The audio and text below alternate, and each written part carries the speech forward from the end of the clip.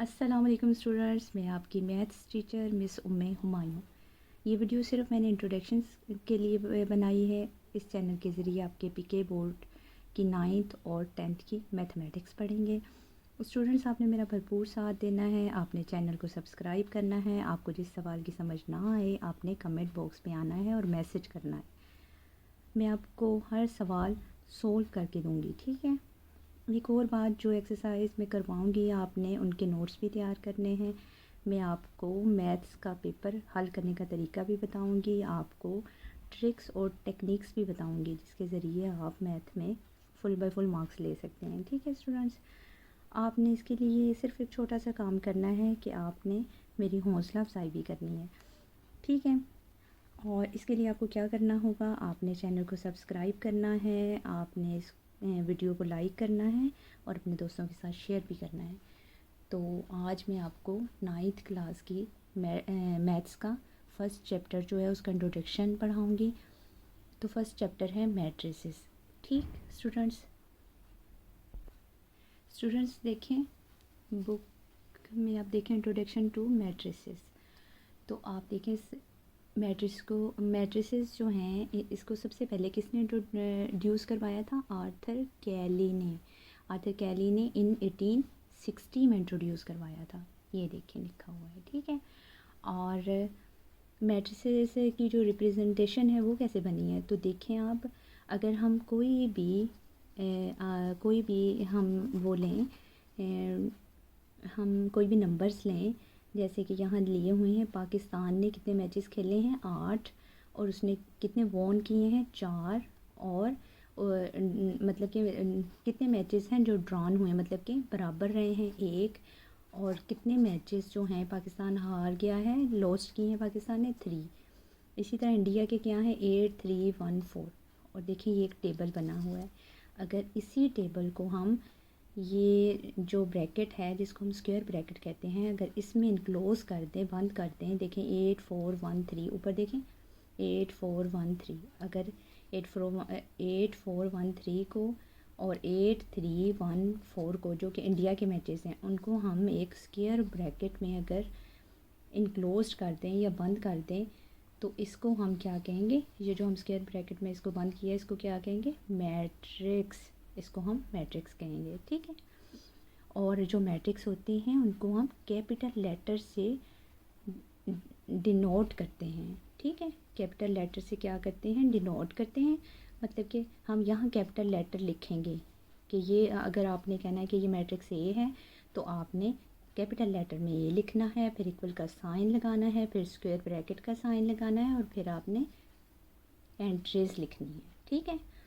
तो स्टूडेंट्स, तो मैंने आपको क्या बताया? मैंने आपको ये बताया है कि जब आपने कोई भी मैट्रिक्स बनाना है तो आपने स्क्वायर ब्रैकेट लगानी है, आपने इक्वल के जो राइट साइड है उधर आपने कैपिटल लेटर लिखना है। फिर ये जो मैट्रिक्स के जो अंदर होते हैं ना ये डिजिट्स, इनको हम क्या कहते हैं? इनको हम एंट्रीज़ कहते हैं। किसकी एंट्रीज़ कहते हैं? मैट्रिक्स की एंट्रीज़ हैं ये। तो ये एक मैट्रिक्स क्या बन गया? ए मैट्रिक्स बन गया। स्टूडेंट, समझ आई आपको? यहाँ प्रॉपर डेफिनेशन मैट्रिक्स की दी गई है। अब हम इसे पढ़ते हैं। देखिए स्टूडेंट्स, क्या लिखा हुआ है? A matrix is a rectangular array. Array का मतलब होता है arrangement of real number. Real numbers कौन से होंगे? प्लस के भी, जो प्लस के नंबर्स होते हैं वो भी, और माइनस के दोनों मिलकर क्या बन जाएंगे? Real numbers. Enclosed in square bracket, each number in a matrix is called an element और एंट्री ऑफ द मैट्रिक्स।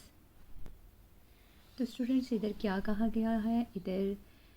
इधर मैट्रिक्स की डेफिनेशन में ये बताया गया है कि मैट्रिक्स जो है वो रेक्टेंगुलर, उसकी अरेंजमेंट होगी, रेक्टेंगुलर होगी। देखें रेक्टेंगल इस तरह होती है ना, इस तरह।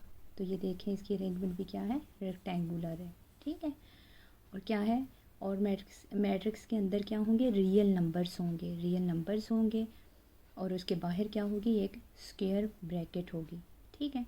तो जब हम रियल नंबर्स को एक रेक्टेंगुलर एरे में पुट करेंगे और उसको इनक्लोज कर देंगे स्क्वायर ब्रैकेट से, तो ये क्या बन जाएगा, एक मैट्रिक्स बन जाएगा। ये देखिए ये एक मैट्रिक्स है 2 3 6 5, फिर अगला मैट्रिक्स है -1 1 2।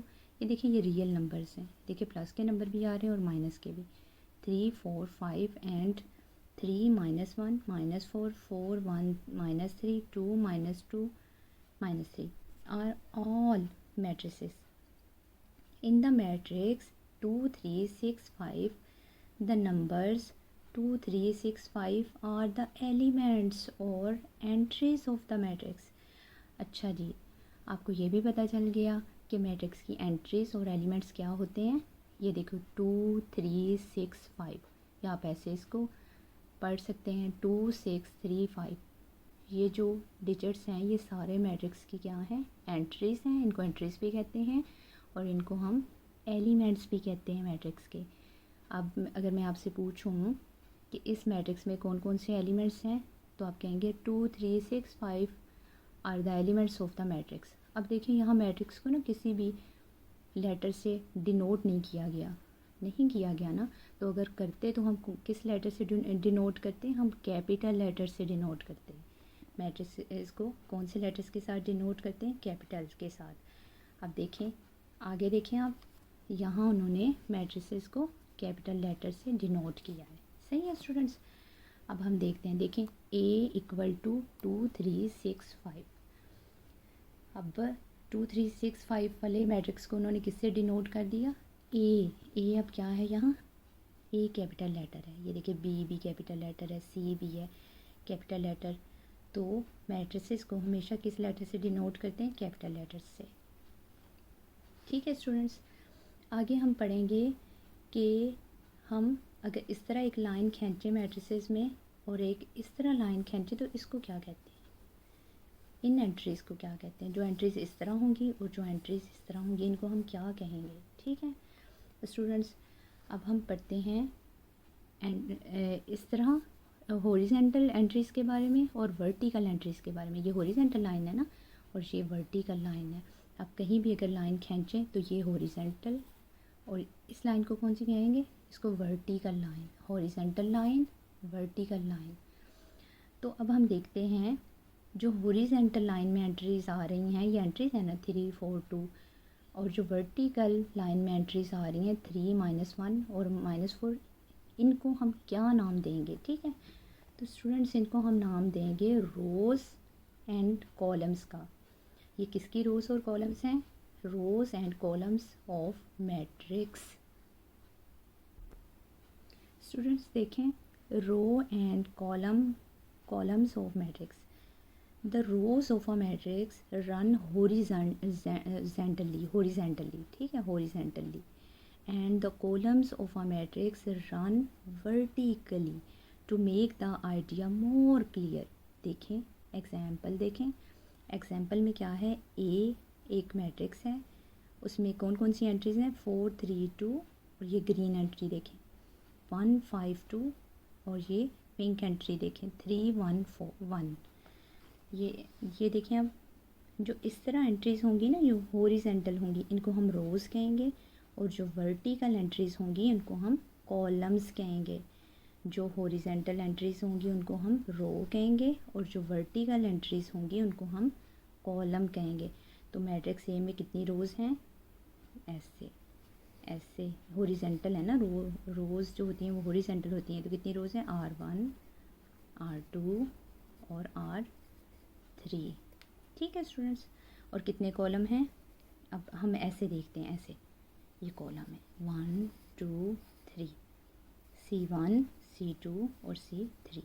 ये कॉलम C से है ना, तो मैंने इसलिए C लिखा है, C1 C2 और C3। इसमें कितने कॉलम्स और कितनी रोज़ हैं, 3 रोज़ हैं और 3 कॉलम हैं। तो आपको मैट्रिक्स की रो और कॉलम का भी बता दिया है। सही है स्टूडेंट। नेक्स्ट देखें, अब मैंने आपको बताया ना अभी कि मैट्रिक्स में कितनी रोज़ हैं कितने कॉलम्स हैं, और मैंने आपको बताया कि जो हॉरिजेंटल एंट्रीज़ होती हैं उनको रोज़ कहते हैं, और जो वर्टिकल एंट्रीज़ होती हैं उनको कॉलम्स कहते हैं। तो ये जो मैंने आपको रो और कॉलम का बताया है ना, तो अगर आप रो और कॉलम को मेंशन करें तो हम इसे कहते हैं order of a matrix. Order of a matrix या डायमेंशन ऑफ अ मैट्रिक्स। ठीक है, तो स्टूडेंट्स देखें, अब हम अगर किसी भी मैट्रिक्स का ऑर्डर लिखना हो तो हम कैसे लिखेंगे वो मैं आपको बताती हूँ। आ मैट्रिक्स विद एम रोज़, मतलब कि वो कह रहा है कि हम मैट्रिक्स की जो रोज़ है ना उसे एम से डिनोट करेंगे और जो कॉलम्स हैं उसे एन से। एम रोज़ एन कॉलम, एम को रोज़ से और एन को कॉलम से। तो वो कहते हैं कि जब हम ऑर्डर लिखेंगे ये मैट्रिक्स का तो कैसे लिखेंगे, M cross N, M cross N. M क्या है, रोज़ है, एन क्या है, कॉलम है। तो यहाँ एक मैट्रिक्स उन्होंने दिया हुआ है, यहाँ मैट्रिक्स का नाम है मैट्रिक्स ए। तो देखिए मैट्रिक्स ए में कितनी रोज़ हैं, पहले एंट्रीज देखते हैं, -3 2 1, ये हॉरिजॉन्टल एंट्रीज है ना, ऐसे हॉरिजॉन्टल एंट्रीज हैं। तो हॉरिजॉन्टल एंट्रीज को क्या कहते हैं, रो। ये R1 रो है और एक रो ये है 2 1 3, ये R2 है, कितनी रोज़ होगी, 2 रोज़ हो गई। और कॉलम कितने हैं, C1 C2 C3, C1 C2 और C3। ये देखें, अब इस मैट्रिक्स में कितनी रोज़ हैं, 2 रोज़ है ना, R1 R2, कॉलम कितने 1 2 3। तो इसका ऑर्डर कैसे लिखेंगे, 2/3। The order of the matrix A is 2/3। 2/3 भी लिख सकते हैं और 2 क्रॉस 3 भी लिख सकते हैं, लेकिन ज़्यादा सूटेबल ये है कि आप लिखें 2/3। अब यहाँ बाय का क्रॉस को हटाकर यहाँ बाय लगा लें, 2/3, ठीक है। यहाँ एक मैट्रिक्स बी भी है, उसमें कितनी रोज़ हैं, कितने कॉलम्स हैं, तो देखें कितनी रोज़ हैं, R1 R2 और कॉलम कितने हैं, C1 और C2। तो इसका ऑर्डर क्या आएगा, कितनी रोज़ हैं, 1 2, कॉलम कितने C1 C2, तो इसका ऑर्डर क्या आएगा, 2/2। तो matrix B is are 2/2 matrix. तो स्टूडेंट्स आगे देखते हैं हम, यहाँ देखें ये एक मैट्रिक्स है। तो इस मैट्रिक्स में कितनी रोज़ और कितने कॉलम्स हैं, तो देखें स्टूडेंट्स, R1 R2 R3 रोज़ हैं और कॉलम कितने हैं, C1 C2। तो ऑर्डर क्या है मैट्रिक्स का, 3/2। इसको डायमेंशन ऑफ द मैट्रिक्स भी कहते हैं, ठीक है। तो क्या है, 3 क्रॉस 2। आज के लिए इतना ही काफ़ी है स्टूडेंट्स, इंशाल्लाह मैं अगली वीडियो लेकर फिर हाज़िर होंगी। आप मेरे चैनल को सब्सक्राइब करें, वीडियो को शेयर करें और लाइक का बटन भी दबाएं। तो इंशाल्लाह नेक्स्ट वीडियो में मैं आपको पढ़ाऊँगी इक्वलिटी ऑफ 2 मैट्रिसेस। तो इसके बारे में हम डिटेल से पढ़ेंगे, एक्सरसाइज 1.1 भी इंशाल्लाह ज़रूर करेंगे। इसके साथ ही मैं इजाज़त चाहती हूँ, अल्लाह हाफिज़।